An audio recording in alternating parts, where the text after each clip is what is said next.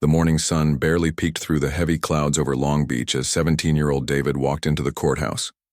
His hands shook as he adjusted his borrowed tie for the 100th time. The suit didn't fit right. It was too big around the shoulders and too short at the wrists. His mom had borrowed it from their neighbor because they couldn't afford to buy one. David's story wasn't much different from thousands of other kids in his neighborhood. He grew up in a small apartment with his mother, who worked 2 jobs just to keep food on the table. She cleaned offices at night and worked at a grocery store during the day. Despite everything, she always made sure David had what he needed for school. Things started falling apart 6 months ago when his mother got sick. Really sick.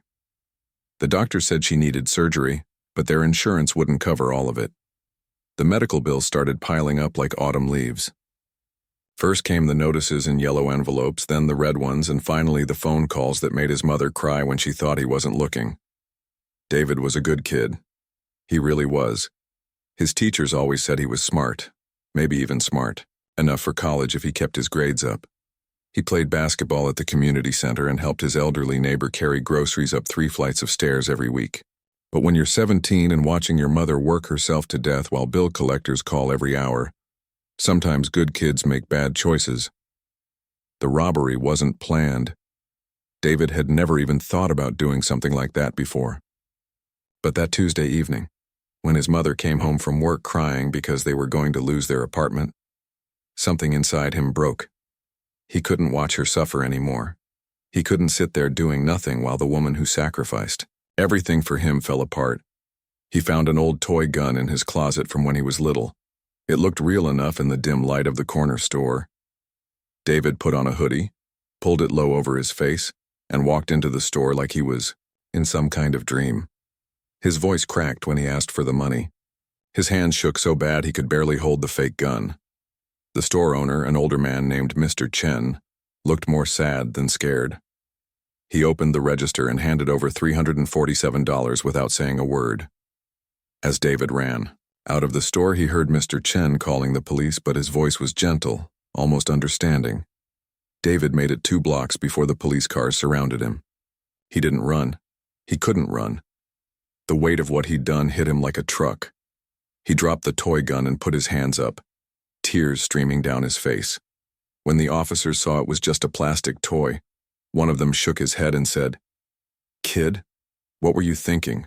Now, 3 months later, David sat in the courtroom next to his court-appointed lawyer, a tired-looking man who seemed to have too many cases and not enough time.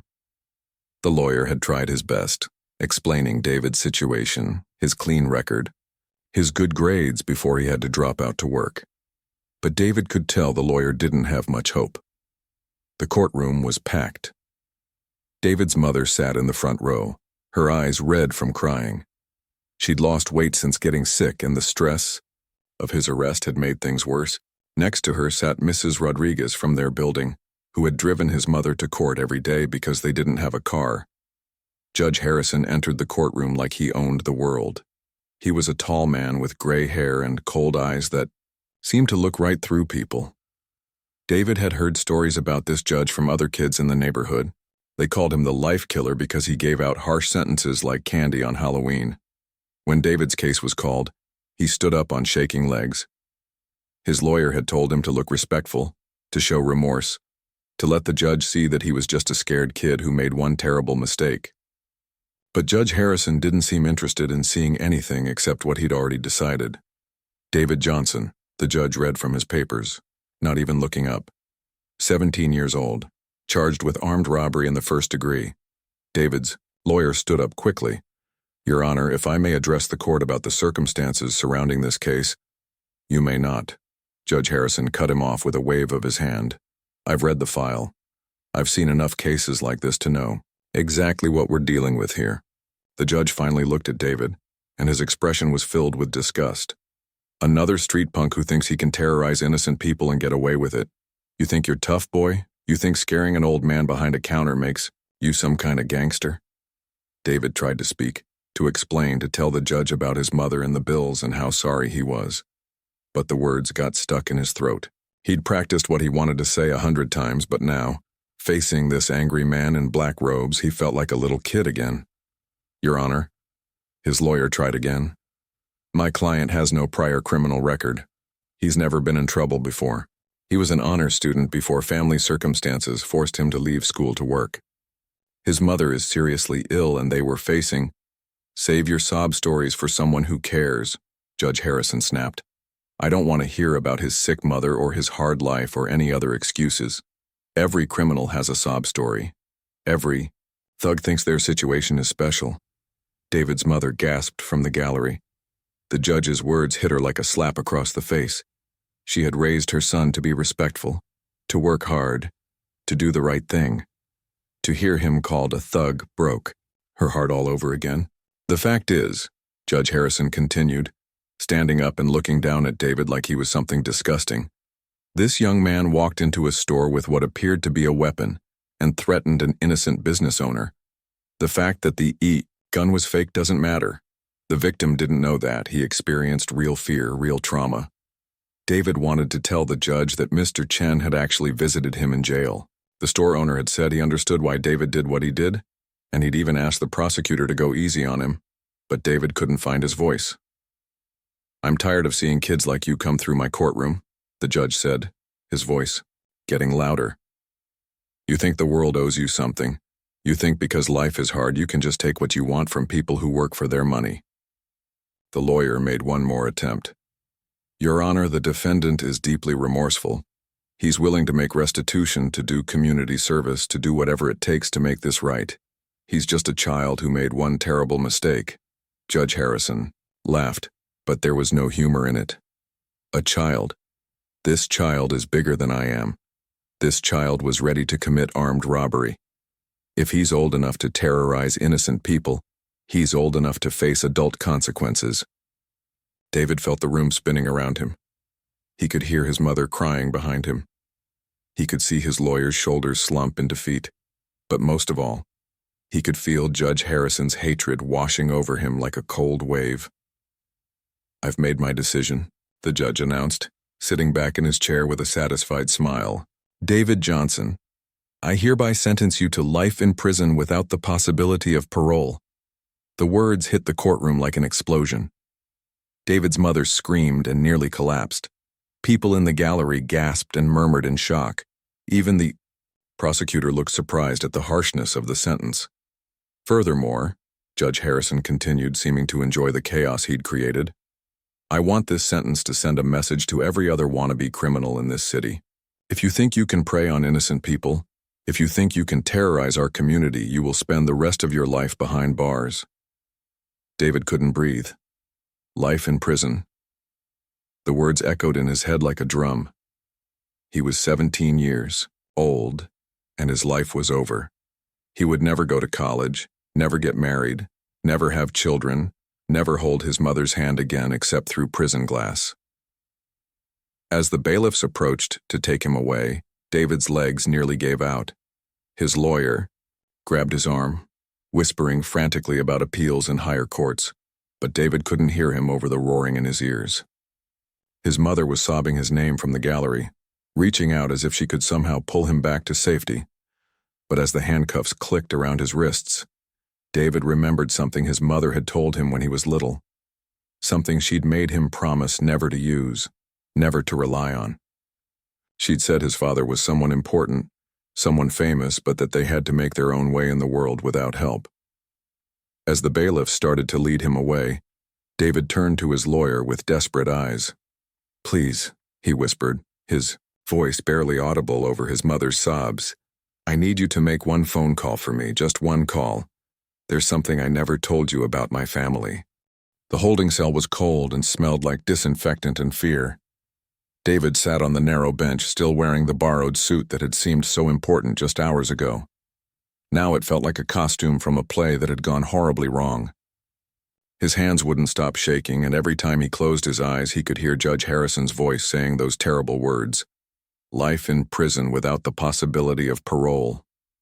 His lawyer, Mr. Peterson, sat across from him on a metal stool. The man looked exhausted, like he'd been fighting battles he couldn't win for too many years. He kept shuffling through papers, muttering about appeals in higher courts, but David could tell he didn't have much hope.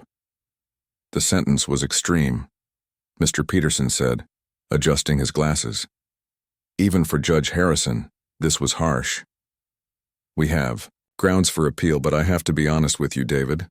Appeals take time, years sometimes, and there's no guarantee. David barely heard him. His mind kept drifting to his mother's face in the courtroom, the way she'd crumpled when the judge announced the sentence. She'd worked so hard to give him a good life, and now this. He'd destroyed everything. You mentioned a phone call, Mr. Peterson said, looking up from his papers. David, I need you to focus. You said there was something about your family that you never told me. If there's anyone who might be able to help, any family member with resources or connections, now is the time to speak up. David took a deep breath. The secret he'd carried his whole life felt like a weight in his chest. His mother had made him promise when he was little, had made him swear on his grandfather's Bible that he would never use this information, never reach out, never ask for help. My mom, David started, then stopped. How do you explain 17 years of secrets in a few words? My mom used to work in the music business, back in the early 90s before I was born. Mr. Peterson leaned forward, interested now. Okay. What kind of work? She was a backup singer. She worked with a lot of different artists, but there was one. David's voice trailed off. Even now, even facing life in prison, it felt wrong to break his mother's rule. David, I need you to understand something, Mr. Peterson said gently. Your mother is going to lose her son unless we find a way to fight this. Sometimes keeping promises becomes less important than staying alive. That hit David like a punch to the stomach. His mother had already lost so much. Her health, their home, and now him. Maybe it was time to break a promise if it meant he could come back to her someday. My father, David said quietly, is Calvin Broadus Jr. Mr. Peterson stared at him blankly. I'm sorry, who? Snoop Dogg, David whispered. My father is Snoop Dogg. The lawyer's papers scattered to the floor. He sat there with his mouth open, looking like someone had just told him the sky was green. David, that's a very serious claim. Are you absolutely sure about this? David nodded slowly. My mom has never lied to me about anything. She told me when I turned 16 because she said I was old enough to understand. They met when she was working as a backup singer for Death Row Records. It was 1992 and Snoop was just starting out, just becoming famous. Mr. Peterson picked up his scattered papers, his hands shaking now too. Why didn't she ever contact him? Why didn't she ask for support? She said she loved him too much to ruin his career, David explained. This was when gangsta rap was controversial, when politicians were trying to shut down hip-hop artists. She thought having a secret baby would just give his enemies more ammunition. And she was proud. She wanted to prove she could raise me on her own.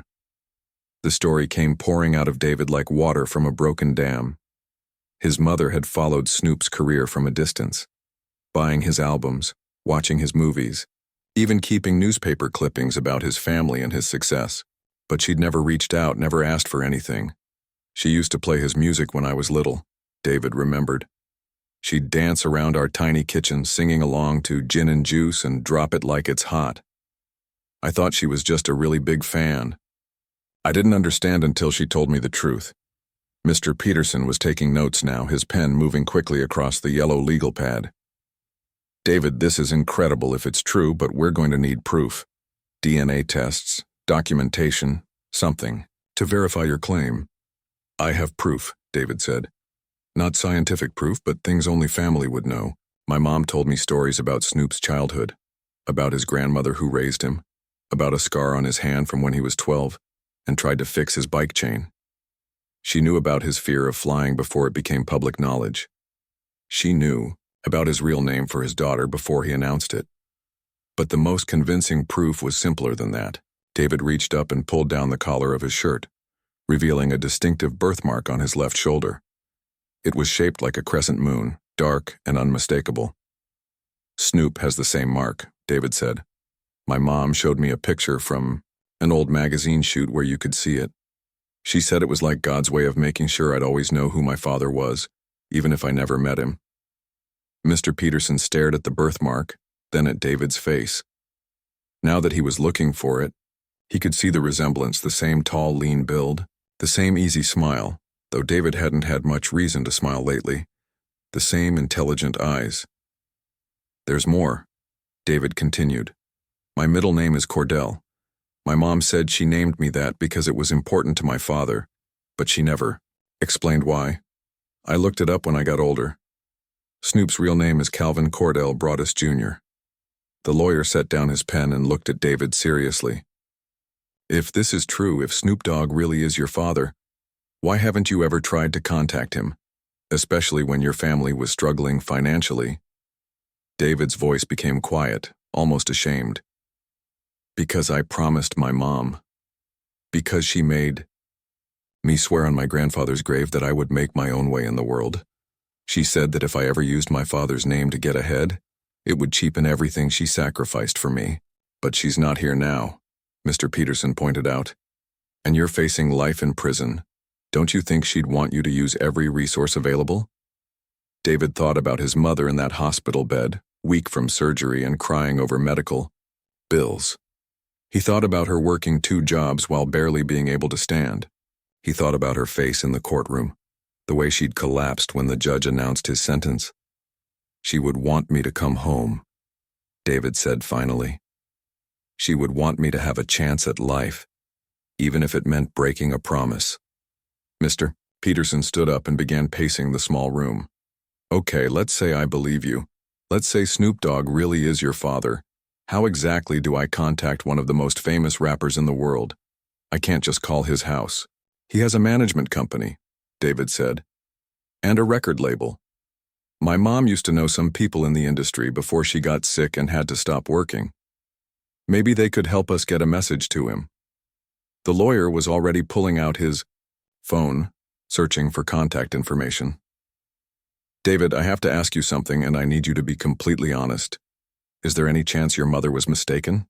Any chance she was confused about who your father really is?"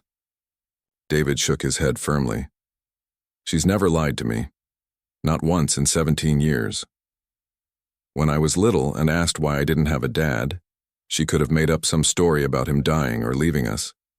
Instead, she told me the truth, that my father was someone special who didn't know I existed, and that someday when I was old enough she'd explain everything. And she never tried to contact him when you were born? Never sent a letter or a photo?" "She was going to," David said.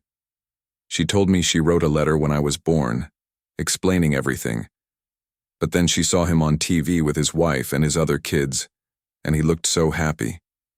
She said she couldn't bring herself to disrupt his life with complications from his past." Mr. Peterson found the number for Snoop's management company and stared at his phone. "This is either going to be the most important call I ever make, or the most embarrassing. David, what if he doesn't believe us? What if he thinks we're just trying to use him? Then we're no worse off than we are now," David said quietly. "But Mr. Peterson, what if he does believe us? What if he wants to help? What if my mom was wrong about staying away all these years?" The lawyer took a deep breath and dialed the number. It rang once, twice, 3 times. Then a professional voice answered. "Good afternoon, this is Star Management. How may I help you?" "Hello," Mr. Peterson said, his voice more confident than he felt. "My name is Robert Peterson, and I'm a defense attorney in Long Beach, California. I have a rather unusual situation regarding one of your clients, Calvin Broadus Jr. I believe I may be representing his son." There was silence on the other end of the line. Then, "Sir, I'm going to need you to be more specific. This isn't the kind of call we typically receive." Mr. Peterson looked at David, who nodded encouragingly. "I'm representing a 17-year-old boy named David Johnson who was just sentenced to life in prison. He claims that Snoop Dogg is his biological father, and he has information that only a family member would know. Sir, I'm going to have to put you on hold while I speak with my supervisor," the voice said.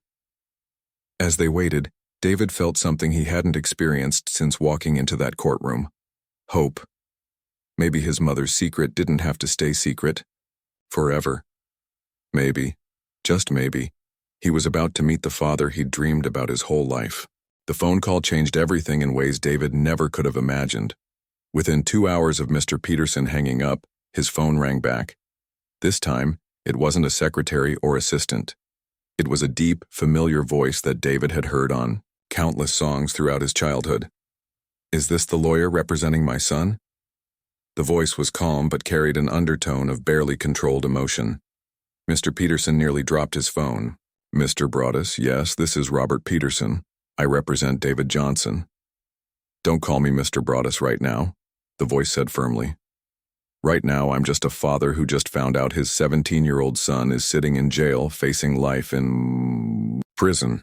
How fast can you get me a meeting with him? The next 12 hours moved like a whirlwind. While David sat in his cell trying to process what was happening, a team of the most expensive lawyers in California were already filing emergency motions. Snoop had called in every favor he had, contacted every legal expert he knew, and put his entire team to work on David's case. But more than that, he was coming to see his son, the son he never knew existed. By 6 o'clock the next morning, Long Beach County Jail was surrounded by news vans. Word had somehow leaked that Snoop Dogg was coming to visit an inmate, and reporters were going crazy trying to figure out the story. The jail staff had never seen anything like it. They had to bring in extra security just to control the crowds. David was moved to a private meeting room still wearing his orange jumpsuit and handcuffs. He'd barely slept all night, his mind racing with questions and fears. What if Snoop took one look at him and realized it was all a mistake? What if he was angry about being contacted? What if he thought David was just another person trying to use him? When the door opened, David's heart stopped. The man walking in looked exactly like the photos his mother had shown him, just older. Tall and lean with that same easy walk David had seen in music videos. But up close, the resemblance was undeniable. It was like looking into a mirror that showed him what he might look like in 30 years. Snoop stopped just inside the door, staring at David with wide eyes. For a long moment, neither of them spoke. Then Snoop's face broke into a mixture of amazement and pain. "Lord have mercy," he whispered. "Look at you. You look just like me when I was your age." David tried to speak but couldn't find his voice. This was his father. The man he'd wondered about his entire life was standing right in front of him. Snoop walked slowly to the table and sat down across from David. "Can they take those handcuffs off him?" he asked the guard. "I'm sorry, sir, but it's policy for all inmates." Snoop's jaw tightened, but he nodded. He looked back at David, and his voice was gentle when he spoke. "What's your name, son? Your full name?" "David Cordell Johnson," David managed to say. Snoop closed his eyes for a moment. "Cordell?" She remembered. He opened his eyes and looked directly at David. "Tell me about your mother. Tell me about Lisa." For the next hour, David told his father everything. About growing up in the small apartment, about his mother working 2 jobs, about her getting sick and the medical bills that destroyed their lives. He told him about the stories his mother used to tell, about dancing in the kitchen to his father's music, about the promise she'd made him keep. Snoop listened to every word, and David could see tears forming in his eyes. "She was always proud," Snoop said quietly. "Too proud for her own good sometimes. I looked for her, you know. After I got famous, I tried to find her. But she disappeared completely." "She didn't want to bother you," David explained. "She said, you had a family and a career, and she didn't want to complicate things." "Complicate things?" Snoop's voice rose slightly, then he caught himself and spoke more quietly. "Son, finding out I have another child isn't a complication. It's a blessing. It's the best news I've gotten in years." David felt something break, loose in his chest. For 17 years he'd wondered if his father would want him. Now he had his answer. "Tell me what happened," Snoop said. "Tell me how you ended up in here." David explained about the robbery, about his desperation to help his mother, about the toy gun and the $347. He talked about Judge Harrison and the harsh sentence, about feeling like his life was over before it had really begun. Snoop's expression grew darker as the story continued. Life without parole? For a first-time offense? For a toy gun robbery where nobody got hurt? He shook his head in disbelief. "That judge has lost his mind. My lawyer says we can appeal, but it could take years." "Your lawyer," Snoop said firmly, "is about to get some help." I've already got 3 of the best criminal defense attorneys in the state working on your case. We're going to fight this sentence and we're going to win." David felt hope stirring in his chest for the first time since his arrest. "You really want to help me? Even though you just found out I exist?" Snoop reached across the table, his hands covering David's cuffed ones. "Listen to me, son. I don't care if I just found out about you 5 minutes ago. You're my blood. You're family. And family doesn't let family rot in prison for a mistake. But what about your reputation? What about your other kids? Won't this cause problems for you?" Snoop laughed, but it was a warm sound. "Son, I've been through more controversies than you can imagine. I've survived gang allegations, murder trials, feuds with other rappers, and politicians trying to ban my music. You think finding out I have another son is going to hurt my reputation? If anything, it's going to make people respect me more for standing up for my family." Over the next 2 hours, Snoop told David about his other children, about his wife who was already planning to meet David as soon as possible, about the life that was waiting for him outside these walls. He talked about his own troubled youth, about the mistakes he'd made and the second chances he'd been given. "I wasn't much older than you when I was running with the wrong crowd," Snoop admitted. "I could have ended up in prison myself if I hadn't found music. But here's the thing, David. One mistake doesn't define your whole life. What defines you is what you do after the mistake." "I just wanted to help my mom," David said quietly. "I couldn't watch her suffer anymore." "And that shows what kind of heart you have," Snoop replied. "You risked everything for someone you love. That's not the action of a criminal. That's the action of a son who cares about his family. Any judge with half a brain would see that." Before leaving, Snoop made David a promise.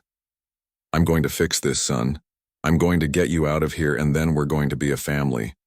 Your mother raised a good man, and I'm proud to call you my son." As Snoop stood to leave, he turned back one more time.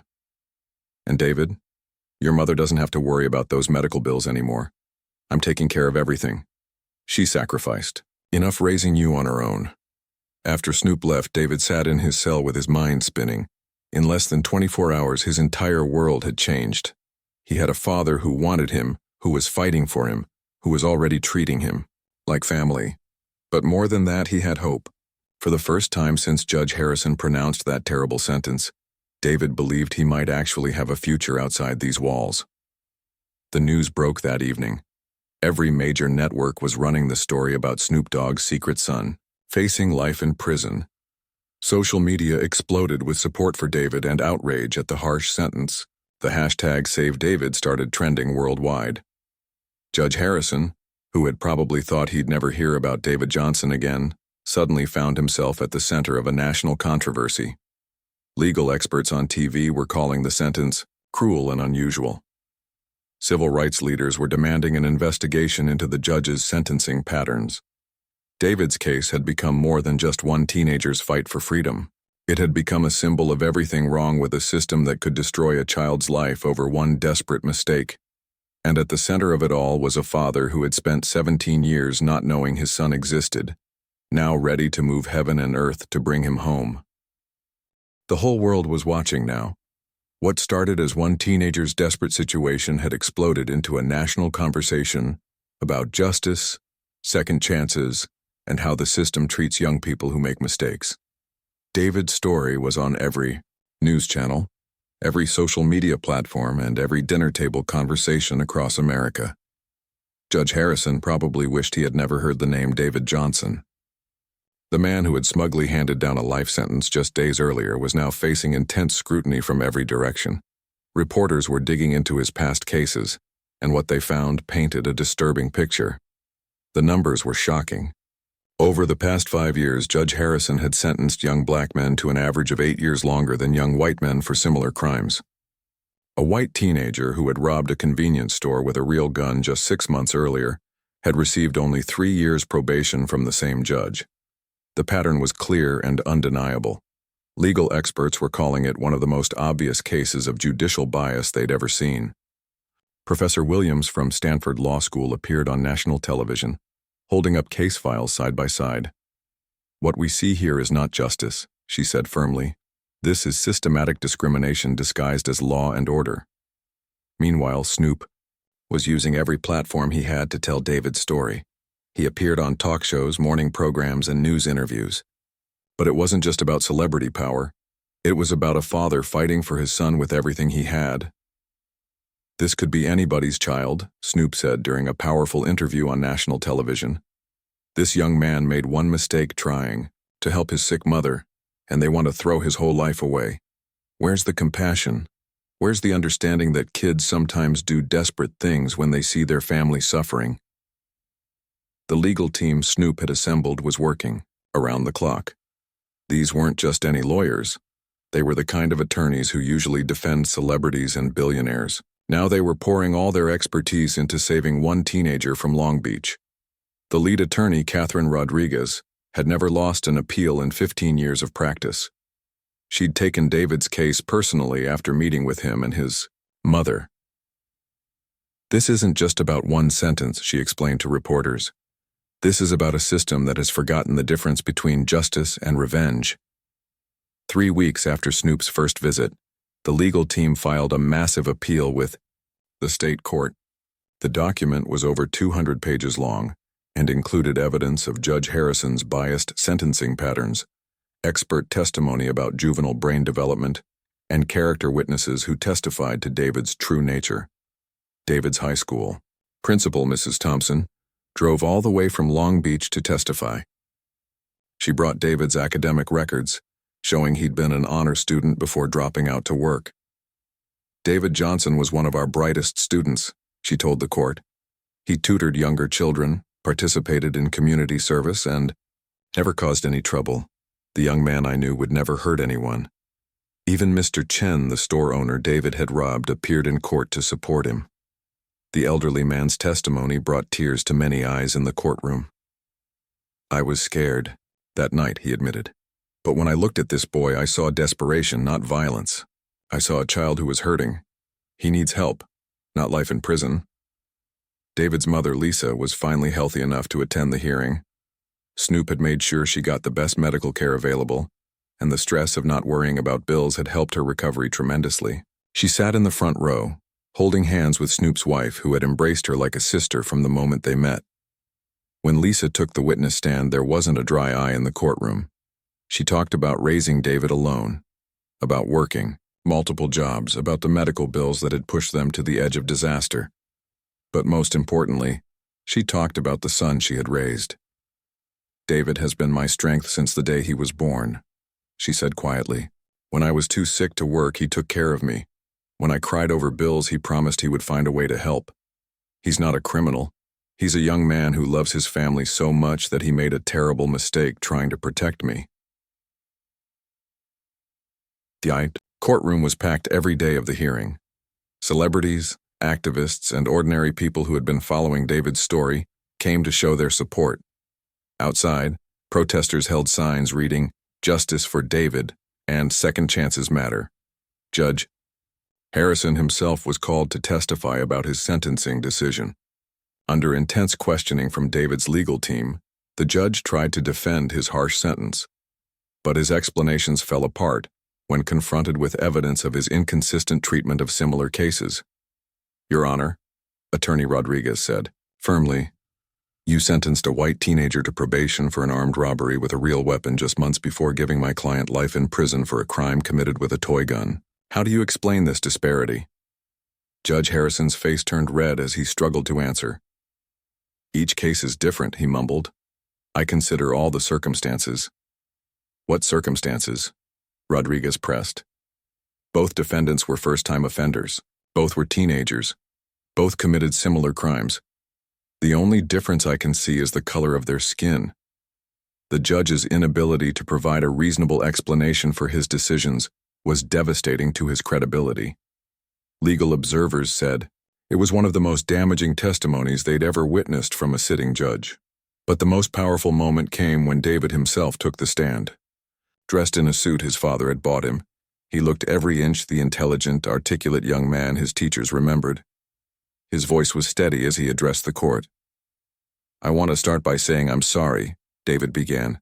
"I'm sorry to Mr. Chen for scaring him. I'm sorry to my mother for the pain I caused her. I'm sorry to my father for not being the son he could be proud of when we first met." He paused, collecting his thoughts. "I know what I did was wrong. I knew it was wrong when I was doing it. But I was 17 years old and I watched my mother work herself sick trying to pay bills we couldn't afford. I felt helpless and desperate, and I made a choice that I'll regret for the rest of my life." David looked directly at the appeal judge. "I'm not asking for my crime to be excused. I'm asking for a chance to make it right. I want to finish school. I want to work with young people who are facing the same desperation I felt. I want to turn my mistake into something that can help others avoid making the same choice." The impact of his testimony was immediate and powerful. This wasn't the hardened criminal Judge Harrison had described. This was a thoughtful young man who understood his mistakes and wanted to do better. The appeals court took just 2 weeks to make their decision. David was back in his cell when Mr. Peterson came to deliver the news. The lawyer was smiling so wide that David knew before he said a word. "The appeals court overturned your sentence," Mr. Peterson announced. "You're getting a new sentencing hearing with a different judge." David sat down hard on his narrow bunk. "What does that mean exactly?" "It means Judge Harrison's sentence was thrown out completely. The appeals court found clear evidence of judicial bias and cruel and unusual punishment. You're going to be resentenced by Judge Martinez, who has a reputation for fairness." 2 weeks later, David stood in front of Judge Martinez, a woman known for her thoughtful approach to juvenile cases. The courtroom was packed again, but this time the atmosphere was different. There was hope in the air instead of despair. Judge Martinez had clearly studied the case thoroughly. She acknowledged David's crime but also recognized the circumstances that led to it. More importantly, she saw the young man he had the potential to become. "David Johnson," she said clearly, "I sentence you to 5 years in prison with the possibility of parole in 3 years. However, given the time you've already served and your exceptional circumstances, I'm allowing you to serve the remainder of your sentence through a combination of house arrest, community service, and educational requirements." David's knees almost gave out. He was going home. After months of thinking his life was over, he was actually going home. The conditions were strict but fair. David would have to wear an ankle monitor, complete his high school education, perform 500 hours of community service, and regularly meet with a counselor. But most importantly, he would be free to rebuild his life. Judge Harrison wasn't so lucky. The Judicial Conduct Board launched a full investigation into his sentencing patterns. Within 6 months, he was removed from the bench for discriminatory practices and conduct unbecoming of a judge. 3 years later, David walked across the stage at Long Beach Community College, receiving his associate degree in criminal justice. In the audience, his mother sat next to his father and stepmother, all of them crying with pride. He had not only completed his sentence requirements, but had become a powerful advocate for juvenile justice reform. David now speaks at schools and community centers, sharing his story with young people who are facing their own desperate situations. He works with a foundation that Snoop established to help families avoid the circumstances that led to David's crime, providing emergency assistance for medical bills, housing, and education. "I tell kids that there's always another choice," David says during his presentations. "Even when it feels like the world is falling apart, even when you feel desperate and alone, there's always another way. You just have to be brave enough to ask for help." The relationship between David and his father has grown stronger every day. They talk regularly, and David has become close with his half-siblings. What started as a desperate phone call from a jail cell has become a beautiful story of family, redemption, and second chances. Sometimes David thinks about that day in Judge Harrison's courtroom, about how different his life could have been if that one phone call had never been made. But mostly he thinks about the future, about the young people he can help, the family he's gained, and the second chance he's determined not to waste.